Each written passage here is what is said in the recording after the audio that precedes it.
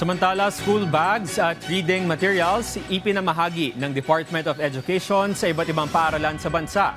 Layo nito na matugunan ang literacy crisis ng mga kabataan habang sila'y nasa murang edad pa lamang. Nagbabalik si J.M. Thompson sa sentro ng balita.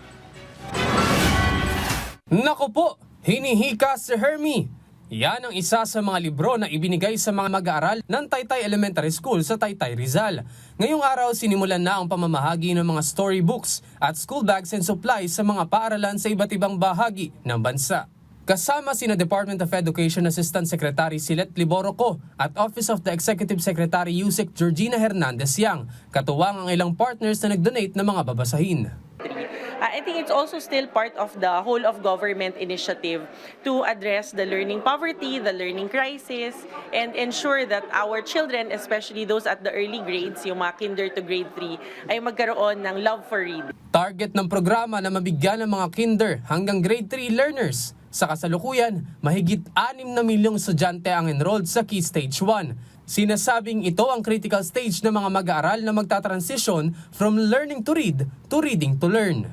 Isa ito sa mga programa ng pamahalaan para tugunan ng problema pagdating sa pagbabasa ng mga bata. Makakatulong ito doon sa ating mga mag-aaral, especially doon sa mga struggling readers. Magkakaroon na po sila ng mga gamit at magkakaroon na din ng mga reference materials o reading materials na magagamit. Ito po ay bilang kanila ding suporta doon sa aral program ng Department of Education.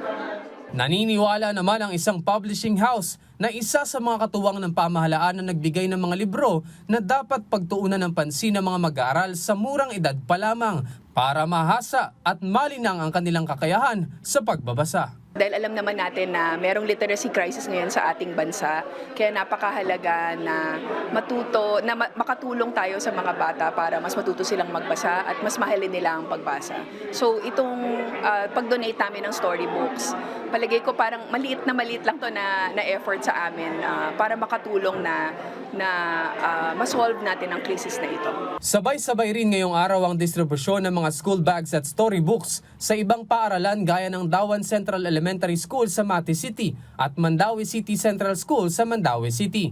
Titiyakin naman ng DepEd na magtutuloy-tuloy ang programang ito para tuloy-tuloy rin ang mas mabilis na pagkatuto ng mga estudyante. J.M. Thompson, para sa Bayan.